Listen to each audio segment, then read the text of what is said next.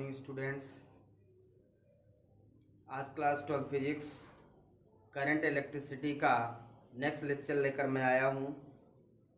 इसके पहले मैंने करंट इलेक्ट्रिसिटी में बहुत सारी चीज़ों को डिस्कस कर दिया है।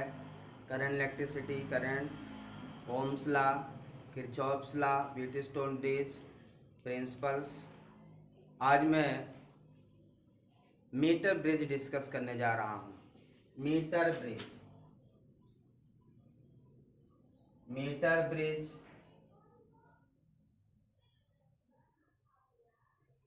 meter bridge. So what is meter bridge? Meter bridge, it is a device, it is a device which are based on the principle of Wheatstone bridge. Wheatstone bridge, metre bridge एक device है जिसका principal Wheatstone bridge है।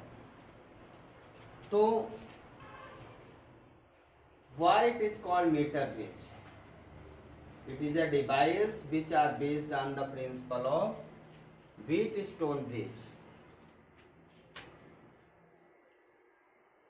By using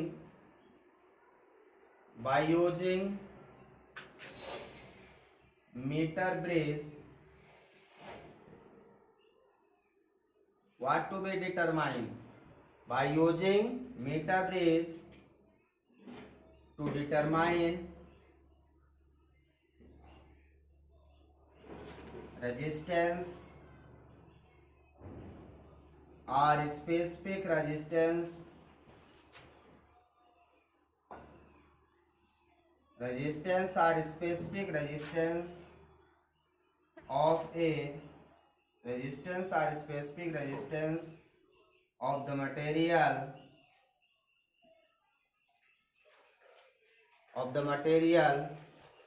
to a given wire. किसी दिए गए wire, material wire का resistance या specific resistance find out करना with the help of metre bridge. Metre bridge ये प्रैक्टिकल है। मीटर ब्रिज की सहायता से हम लोग किसी गिवन वायर का, किसी मटेरियल का गिवन वायर का रेजिस्टेंस या स्पेसिफिक रेजिस्टेंस फाइंड आउट करते हैं। Metre bridge, 1 meter wire, in meter bridge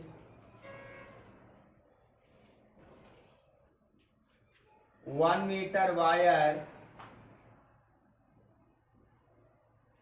1 meter wire is taking, hence it is called meter bridge। हम इसको मीटर ब्रिज क्यों कहते हैं, आपसे कोई पूछे तो इसमें 1 मीटर का वायर लगा होता है, जिस कारण से इसको हम मीटर ब्रिज कहते हैं। 1 मीटर वायर लगा होता है जिस कारण से इसे हम मीटर ब्रिज कहते हैं। Metre bridge means 1 meter wire is used. So this is the meter bridge definitions. It is a device which are based on the principle of Wheatstone bridge. Wheatstone bridge मैं आपको previous lecture में discuss कर चुका हूँ। By using meter bridge to determine resistance or specific resistance of the material to given wire. In meter bridge 1 meter wire is taking, hence it is called meter bridge. अब कैसे हम इसको find out करेंगे, इसके लिए सबसे पहले हम मीटर ब्रिज बनाते हैं। मीटर ब्रिज आप देख सकते हैं, इस तरह से हमारा मीटर ब्रिज बनेगा।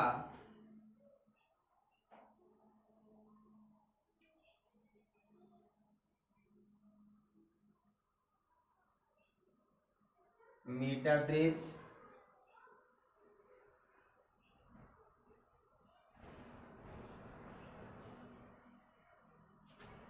स्कूल में आप मीटर ब्रिज का प्रैक्टिकल करेंगे।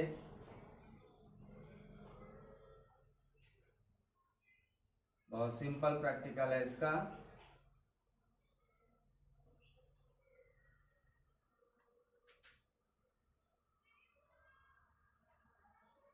यहाँ से सेल या ईएमएफ बैटरी कनेक्ट कर देते हैं हम लोग।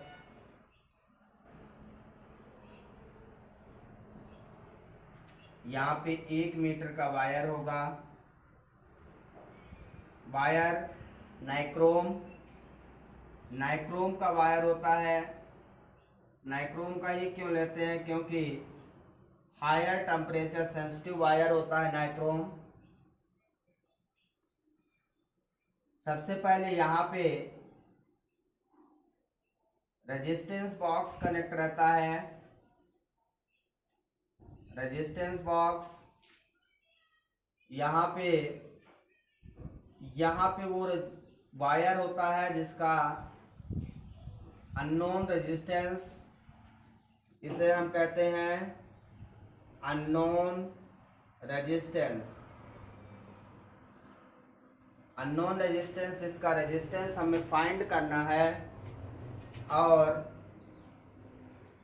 ये स्केल है हमारी 1 2 3 4 5 1 2 3 4 5 1 2 3 4 5 1 2 3 4 5 4 5 1 2 3 4 5 1 2 3 4 5 1 2 3 4 5 1 2 3 4 5 10 20 30 40 50 60 70 80 90 100। लास्ट में 100 रहेगा।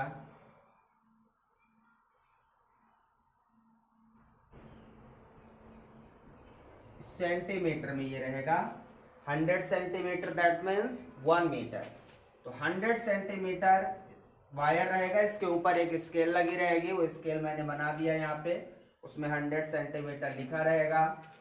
अब क्या करेंगे हम, ये हमारा पॉइंट ए हो गया, यहाँ कहीं पॉइंट बी है, यहाँ कहीं पॉइंट सी है, यहाँ पॉइंट डी है। अब इस पॉइंट से एक गैल्वेनोमीटर कनेक्ट करते हैं हम। वो गैल्वेनोमीटर एक डिफ्लेक्शन रिप्रेजेंट करता है। जहां पे नल डिफ्लेक्शन होता है, हम इसमें इस 1 मीटर वायर में वो पॉइंट ऑब्जर्व करते हैं जहां पे डिफ्लेक्शन गैल्वेनोमीटर का नल हो जाए, मीन्स गैल्वेनोमीटर 0 पे आ जाए। तो वो पॉइंट बी पॉइंट, अब ये 100 सेंटीमीटर है। अब यहां जहां पे नल पॉइंट आएगा, that is the length of null point. Null point के मीटर ब्रिज में वो लेंथ हो जाएगी, वो हम मेजर कर लेंगे। अब ये टोटल हमारा कितना है, 100 सेंटीमीटर है। तो ये यदि L है तो ये कितना बचा, 100 माइनस L, यहां से यहां तक का, ठीक है। Small a small b small c small d मान ली यहाँ पे है। This is the diagram, complete diagram of metre bridge. ये हमारे मीटर ब्रिज का कंप्लीट डायग्राम है, ठीक है। सबसे पहले क्या लगाया मैंने, रेजिस्टेंस बॉक्स। आरबी का मतलब है क्या, रेजिस्टेंस बॉक्स, ठीक है। रेजिस्टेंस बॉक्स यहाँ पे क्या है, अननोन रेजिस्टेंस। ये है 1 मीटर वायर जिसके ऊपर स्केल बनी हुई है 100 सेंटीमीटर, दैट मीन्स 1 मीटर की। ये है गैल्वेनोमीटर जो इसमें डिफ्लेक्शन रिप्रेजेंट करेगा। और यहाँ सेल लगा होगा, सेल से सप्लाई जाएगी और स्विच लगी होगी। अब मैंने आपको ये बताया कि डिफिनीशन में कि metre bridge is a device which based on the principle of Wheatstone bridge. ये व्हीटस्टोन ब्रिज के प्रिंसिपल पे बेस्ड होता है। तो किस तरह से व्हीटस्टोन के प्रिंसिपल पे वर्क करता है, हम ये समझना चाहते हैं। व्हीटस्टोन ब्रिज आपने पढ़ा होगा, नहीं पढ़ा तो मेरा प्रीवियस लेक्चर आप देख सकते हैं। व्हीटस्टोन ब्रिज, व्हीटस्टोन ब्रिज में बिल्कुल इस तरह से सर्किट रहती है, ए और बी, सी और डी, और यहां पे गैल्वेनोमीटर रहता है, R P Q R S. अब इसको हम समझते हैं, ए से बी जो हमारा है ये हमारा पी रेजिस्टेंस है, क्या है, पी, और बी से सी जो है वो रेजिस्टेंस है क्यू। ध्यान दीजिएगा, ए से बी पी, बी से सी क्यू, और यहां पे ए से डी पे आर है, ये रेजिस्टेंस आर है, रेजिस्टेंस बॉक्स को हम आर से डिनोट करते हैं, और सी से डी पे, डी यहां पॉइंट लिया है, ये रेजिस्टेंस हमारा एस है। तो ए से बी पे हमारा पी है, इसको यहां पे चेंज करना पड़ेगा, ए से बी, बी से सी, सी से डी। देखते हैं, ए से बी पे क्या है, पी, फिर ए बी, बी से सी पे क्या है, क्यू, बी से सी पे क्या है, क्यू, सही है। ए से डी पे क्या है, आर है, सही है। सी से डी पे क्या है, यस, सी से डी करेक्ट है। ए बी सी डी, इस तरह से ये सर्किट व्हीटस्टोन ब्रिज है। ये क्या है, व्हीटस्टोन ब्रिज, क्या भाई, व्हीटस्टोन ब्रिज। अब हमने आपको कहा है कि जो मीटर ब्रिज है वो व्हीटस्टोन ब्रिज के प्रिंसिपल पे वर्क करता है, मीन्स उसको फॉलो करता है। तो कैसे फॉलो करता है, ये हमने बनाया मीटर ब्रिज। अब देख लें, ए से बी जो वायर है इसका कुछ ना कुछ रेजिस्टेंस होगा जिसे हम पी कहेंगे, बी से सी जो वायर है उसका रेजिस्टेंस क्यू होगा, और रेजिस्टेंस बॉक्स जो लगा हुआ है उसका रेजिस्टेंस कैपिटल आर है, और यहाँ पे अननोन रेजिस्टेंस जो सी से डी के बीच में लगा हुआ है, इसी वायर का रेजिस्टेंस आपको फाइंड आउट करना है। This is the unknown resistance which are to determine the find out unknown resistance or specific resistance of a given wire। तो इसका प्रिंसिपल क्या होता है, इसकी balancing condition P by Q equal to R by S। This is the condition for bridge balance, condition for bridge balance। तो P upon Q equal to R by S। This is the condition when bridge is balanced। When bridge is balanced, the deflection will be zero, means galvanometer में जाने वाली current zero होती है। जब bridge balance होती है तो galvanometer में जाने वाली करंट क्या होती है, जीरो होती है। यही रीजन है कि जब जिस पॉइंट पे ये बैलेंसिंग पॉइंट मिलेगा, this point is called balancing point. Balancing point, balancing point। At balancing point, the deflection of galvanometer will be zero। At balancing point,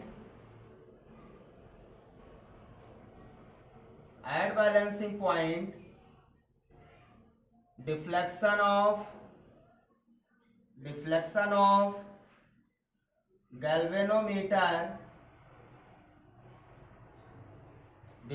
of galvanometer will be zero। ध्यान रखना है, हम इस यहाँ पे एक जॉकी लगी होती है जिसके थ्रू हम इसको ऐसे घुमाते हैं, बढ़ाते जाते हैं और इस तरह से बढ़ाते जाते हैं कि एक पॉइंट ऐसा आता है जहां पे galvanometer zero deflection means current zero को रिप्रेजेंट करने लगता है। That point is called balancing point. At balancing point deflection of galvanometer will be zero. इसी रीडिंग को लेना है और इसी पे हमें वैल्यू फाइंड आउट कर लेना है। अब यहां से जो हमारा P है मींस AB जो हमारा है, A B means P resistance, ये हमारा क्या आ जाएगा, ए बी इक्वल टू, देखिए रेजिस्टेंस आर इक्वल टू, हमने पढ़ा है रोयल, हमने रेजिस्टेंस जो पढ़ा R equal to rho L by A, R equal to rho L by A में एरिया हमारे 1 मीटर स्क्वायर मीन्स एरिया 1 हो गए, और लेंथ एल मैंने लिया है, तो A B equal to resistance क्या हो जाएगा, रोयल रो एल, और बी सी इक्वल टू क्या हो जाएगा, रो इंटू लेंथ इसकी कितनी है 100 माइनस एल, आर और एस आपको पता है, उसमें कुछ नहीं करना। तो ध्यान से देखेंगे, हम अब फाइंड करने जा रहे हैं P by Q equal to R by S, मुझे फाइंड करना है एस, एस इक्वल टू क्या हो जाएगा, यहाँ से एस इक्वल टू हो जाएगा R by P into Q, ठीक है, यहाँ से एस फाइंड कर लिया मैंने। अब एस इक्वल टू आर हमारा आर ही रहेगा, पी की वैल्यू रख दो, कितना है रोयल, क्यू कितना है rho into 100 minus L, rho से rho cancel, S equal to कितना हो जाएगा 100 minus L, R into 100 minus L by L, this is the resistance, unknown resistance, how to find the value of resistance. अब unknown resistance which R depends on in which value, जो हमारा unknown resistance है किस पे depend करता है, वो resistance box के रेजिस्टेंस पे डिपेंड करता है, जो फिक्स रहेगा हम उसकी वैल्यू कितनी भी ले सकते हैं, 10 ओम 20 ओम 100 ओम, तो इसकी वैल्यू हम किसी भी पर्टिकुलर रेजिस्टेंस पे ले सकते हैं, तो ये फिक्स रहेगा, 100 फिक्स है। एल फाइंड आउट करना, एल हमारा वो लेंथ हो जाएगी जहां पे हमें नल डिफ्लेक्शन मिल जाएगा, एल वो लेंथ हो जाएगी जहां पे हमें नल डिफ्लेक्शन मिल जाएगा, और स्केल से हम मेजर कर लेंगे उसकी लेंथ कितनी होगी सेंटीमीटर में, मान लीजिए उसकी लेंथ 50 आ गई, तो यहाँ पे हम 50 पुट कर देंगे and find the value of unknown resistance. Okay, बहुत सिंपल है, इस प्रकार से हम किसी भी वायर का रेजिस्टेंस या स्पेसिफिक रेजिस्टेंस फाइंड आउट करते हैं। तो ये तो रेजिस्टेंस हो गया, क्लियर है पूरा। Metre bridge Wheatstone bridge के प्रिंसिपल पे वर्क करता है, ये वेट स्टोन ब्रिज है, किस तरह से मीटर ब्रिज में हम लोग वेट स्टोन को यूज कर रहे हैं, उसके रेजिस्टेंस ए बी यहाँ पे है, बी सी यहाँ पे है, सी डी यहाँ पे है, ए डी यहाँ पे है, ए बी पे कौन सा रेजिस्टेंस है पी है, बी सी पे कौन सा रेजिस्टेंस है क्यू है, और ए डी पे कौन सा है आर है, और सी डी पे कौन सा है सन अननोन रेजिस्टेंस यस है। इस तरह से प्रिंसिपल वेट स्टोन का यहाँ फॉलो हो रहा है, जिसे हमने फाइंड आउट कर लिया अननोन रेजिस्टेंस की वैल्यू, ठीक है। तो बहुत इंपॉर्टेंट प्रैक्टिकल है, इसको ध्यान रखना है आपको। अब हम रेजिस्टेंस फाइंड कर चुके हैं, अब स्पेसिफिक रेजिस्टेंस फाइंड कर लें। ये हमारा S इक्वल टू आ गया है R 100 minus L by L, ये unknown resistance,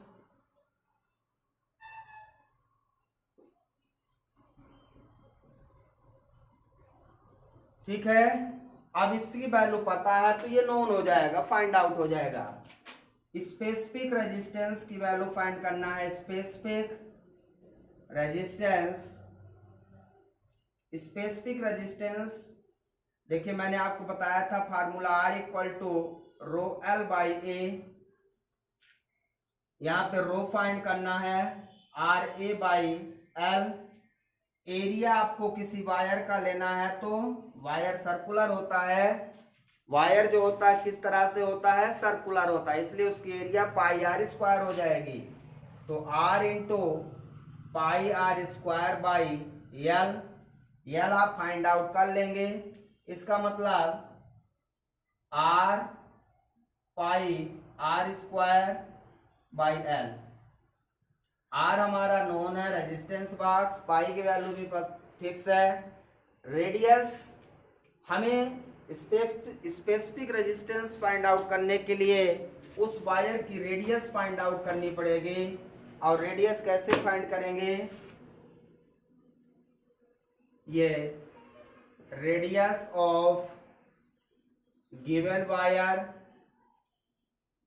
to be find by using screw gauge.